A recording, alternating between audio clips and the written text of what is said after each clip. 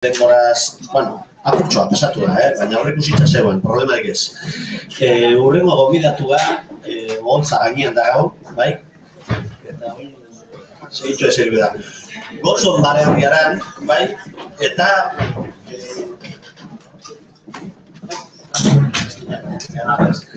Bueno, gotzon iguruz zer esan, baina zo zer esan modu, bai, Bueno, Larratza Birruaga dela, euskal idazle eta kulturgilea dela, literaturan egindako lanez gain, besteak beste musikaren arloan, Bihotz Bakartien kluba eta Katamalo taldearen partaide izan da.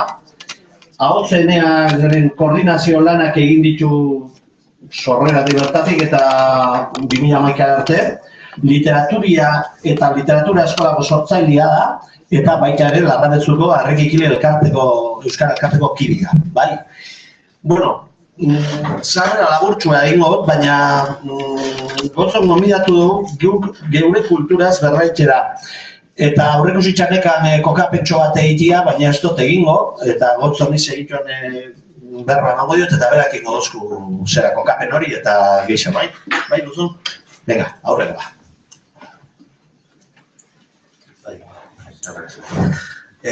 Bueno, egunon, bide lagunok, uste dut, ia danak ezagutzen dugula elkar. Ez da? Ez da entzuten? Ez du behar. Kenduteko. Bale, 20 minutu ditut gu geure kulturaz egitasmoa zer den azalduteko, eta gero ez da bederako aukerarik eukiko dugun, baina ahaleginduko naz nahiko laburra eta zehatza izaten. 2013ko uda goienean, neguan, Ahotseneako ongana etorri ziren Euskal Herrian kulturgintzan ari diren hainbat eragile, gehienak profesionalak, bizimodua kulturgintzatik ateratzen dutenak, esanez, bilera bat egin nahi zutela gurekin, kulturak Euskal Herrian bizi duen, orain ere, egoera larriari nola aurre egin gurekin konpartitzeko. Bueno, ez genituen ezagutzen elkarteak, batzuk ziren MIE, Kultura Life, ez dakit ezagutzen dituzuen, baina dira elkarte batzuk biltzen dituzten profesional, bizimodu ateratzen dutenak kulturgintzatik, hizkuntza batean baino gehiagotan aritzen direnak. Joan ginen, ara, eta beraien azalpena izan zen, bueno, hori lehen esan dudan, ez? Euren ustez, Euskal Herrian kulturgintza oso egoera prekarioan eta larrian dago, eta horri era kolektibo batean, atera bide bat ematea pentsatu beharra zegoen. Noski, gure lehenengo hausnarketa izan zen, eta bertan plazaratu genuen, eta beraiek onartu zuten, urte pila batean, erakunde publikoetatik eta dirulaguntza publikoetatik ederto sabela eta sakelak betetzen zituzten batzuek, errape horrek utzi zion bat-batean emateari, eta oso egoera larrian zeuden. Hau da, kulturgintzan ari garenok bata bestearen aurka ekitera behartzen gaituen dirulaguntza sistema horrek porrot egin du, zelan bait, eta orduan hainbat profesional hortik bizi zirenak eta oso ondo batzuk, oso gora larrian gertatu ziren. Noski konturatu ziren, banaka ezin ziotela egoerari buelta eman, orduen hasi ziren euren artean elkartzen, eta nahi zutena zen, ahalik eta eragile gehien bildu. Gure lehenengo galdera izan zen, eta zergatik zatozte Ahotseneako ongana, ez? Erantzuna gustatu zitzaigun, izan zen, kulturalki Euskal Herrian duzuen oihartzunagatik. Ez duten esan bakarrik hizkuntza, zenik galdetu nien, eta ez kulturalki, orokorrean, Euskal Herrian Ahotseneak duen oihartzunagatik. Hasi ginen eztabaidatzen orduan, 2 hilabeteko eztabaida prozesu luze bat izan zen, beraiek behin-behineko neurri batzuk nahi zituztelako, noski profesionalak zirenez eta egoera prekarioa zeudenez nahi zuten dirua sartzea. argi eta garbi esateagatik, ez? Bueno, guk planteatu genien guk horrela ez genuen parte hartuko, guk proposatu geniena zen, edo planteatu maikaneratu geniena zen, beraie profesionalki etekinik ez ateratzea etxela bakarrik diru inbertsio kontu bat, baizik eta hori baino asko zabalagoa zela, ez? Eta iruditzen zitzaigula kultur sistema osorik aintzat hartzen espaldin bada, hau da, sortzailetik hasi eta saleraino dauden eragile guztiak aintzat hartzen espadira, ez dagoela horri buelta ematerik. Hau da, kontuan hartu behar direla sortzaileok egiten duguna, antolatzaileen artean herri mugimendua aintzat hartu behar direla erakunde publikoak aintzat eta beraiek profesionalak direnak, hartu behar direla aintzat kazetariak, kultur kazetariak, kultura zabaltzen duten kazetariak, hartu behar direla aintzat kulturaren transmisioan ari diren hezitzaileak, arautuan, zein ez arautuan, hezkuntza formalean, zein ez formalean, eta saleak hartu behar direla aintzat. Ez baldin badugu hori aintzat hartzen, ez badugu kultur sistema osotasunean aintzat hartzen, ez dagoela zer eginik horretan. Ezin dugula konpartimentu estankoetan funtzionatzen jarraitu, eta pentsatu konpartimentu batean dagoen gabezia bertan soilik konpon daitekela. Denak dauka eragina, ez? Batak bestearengan. Sortzaileak egiten dugun lana nork zabaldu espadago, ez gara helduko saleetara. Eta saleek espadaukate eskura guk egiten duguna, ez dute, ezautzen espadute, ez dute maitatuko eta ez dute konsumituko. Eta horrek eragina eukiko du profesionalengan. Ez? Bueno, lortu genuen zelan bait, hori beraiek ere barneratzea, naiz eta diskurso eta jokabide eta funtzionamentu hortik oso urruti zeuden gehienak, baina, bueno, lortu genuen zelan bait, hori barneratzea, eta egin genuen deialdi bat, 2014ko otsailerako, eta deialdia izan zen Euskal Herrian kulturgintzan ari garen guztiei zabalik. Printzipioz, etzen hizkuntza bereizketarik egin. Euskal Herrian kulturgintzan ari zen orori, sortzailetik hasi eta saletaraino. 150 lagun bildu ginen, zuetako disente, bai, hemen zaudeten asko, badakizu ezer izan zen, eta planteamentua izan zen, gune irekia ditzen zaio metodologia, hau da, berez galdera bakarra dago, kulturaren egoera larria da zer egin dezakegu, hori zen galdera, baina ez zegoen agendarik, ez zegoen gai ordenik, ez zegoen norabidetutako eztabaidarik, baizik eta ara bildu ginenok, bakoitzak proposatu zuen gai bat, evidentia zena zen, biztan dena, urteetan kulturgintzan ari dena ez dela zerotik ikasten, badaukagula esperientzia nahiko eta motxilan badaukagula eduki nahikoa jakiteko zer gabezia daukan kulturgintzak, behintzat gure esparruan, eta askotan gure esparrua bat baino gehiago izaten da, sortzaile gara, antolatzaile gara, sale gara, kasetari gara. Orduan, erreza izan zen, zelan baita igual hasiera batean komplikatua zirudiena, ia zeri buruz hitz egingo dugun, ba hitz egin genuen, eta hitz egin genuen asko luze eta gai askori buruz. Nik esango nuke, bildu ginen gehienak zirela behintzat profesionalak. Uste dut, kezka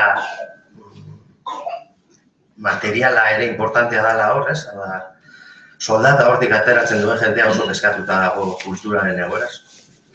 Horretan jardun nahi baldin badu behintzat, zer aldatu beharko delako. Baina, bueno, danetarik apur bat egon zan. Sortzaileak egon ginen, antolatzaile erakunde publikoetakoak, herrigintzan ari direnak, herri mugimenduetan ari direnak, komunikabidetako kazetariak egon ziren, irakasleak hezitzaileak egon ziren, eta sale batzuk ere bildu ginen. Noski, deialdia horrela hartuta, ehunka ez, igual milaka herritarri zabalduta zegoen. Saleak ere kontuan aintzat hartzen genituelako, baina 150 bildu ginen.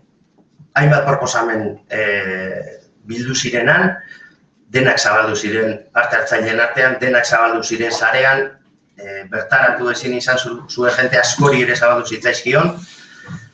Hurrengo pausoa izan zen, ideia hori guztiak multzokatu, sailkatzea, apur bat ordenatzea, argitzea, diskurso modu berera ekartzea, eta horrekin ondorio izan zen evidentea zen beste bilera bat egin behar zela, neurri asko zirelako, ez? Eta batzuk argitu egin behar ziren, zehaztu egin behar ziren, galbatu egin behar genuen hori guztia.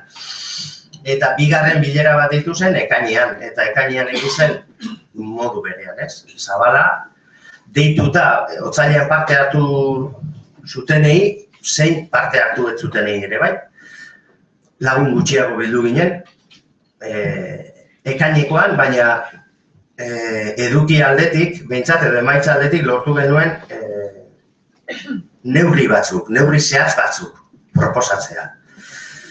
Neurri zehatz horiek Euskal Herrian kulturgintzan ari garenon arteko elkarlan bat ekar dezaketela uste dut nik.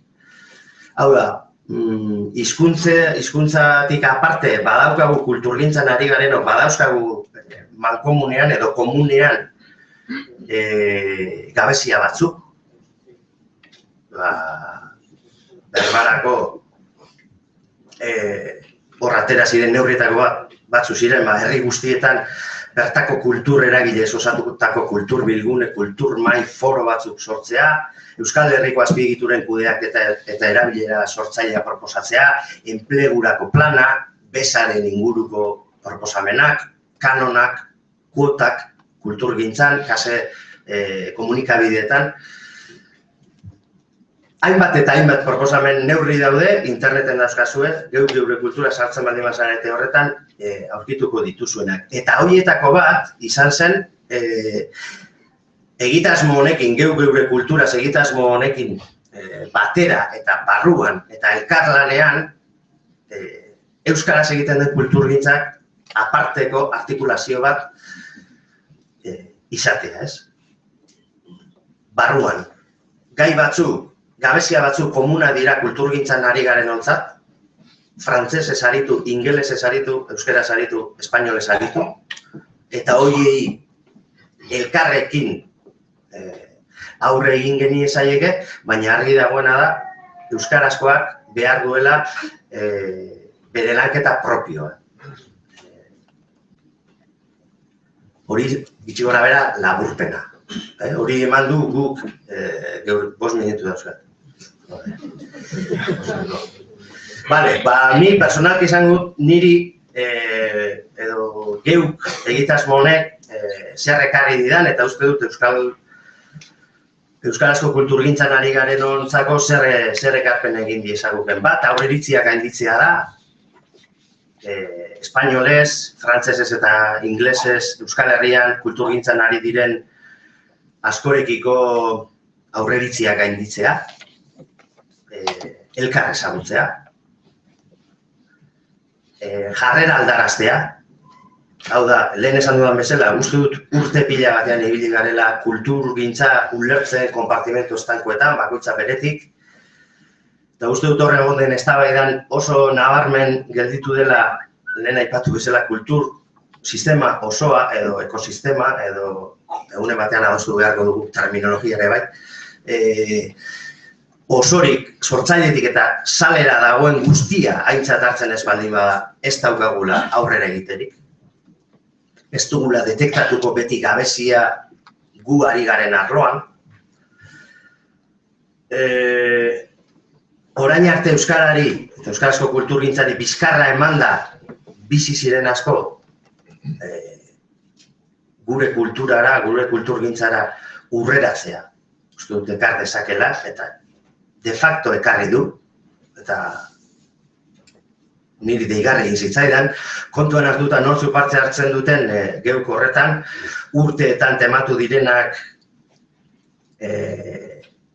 egiten den oro, adierazten den oro gutxienez euskaraz da espainolez agertu beharra, ez? Lortu dugu, egitasmoari guk geuk geure kulturaz, geuk onartzea, ez? Ezen eztabaidarik egon honi jarri behar diogu espainolezko izena, ez? Uste pila batean eta oraindik ere batzuk horretan tematuta badaude ere. Hori ekarri du. Baina nik argi eta garbi adierazi nahi dut, gugandik etxela horrelako ekimen bat aterako. Guregana etorri direlako gaude, geuk egitasmoan.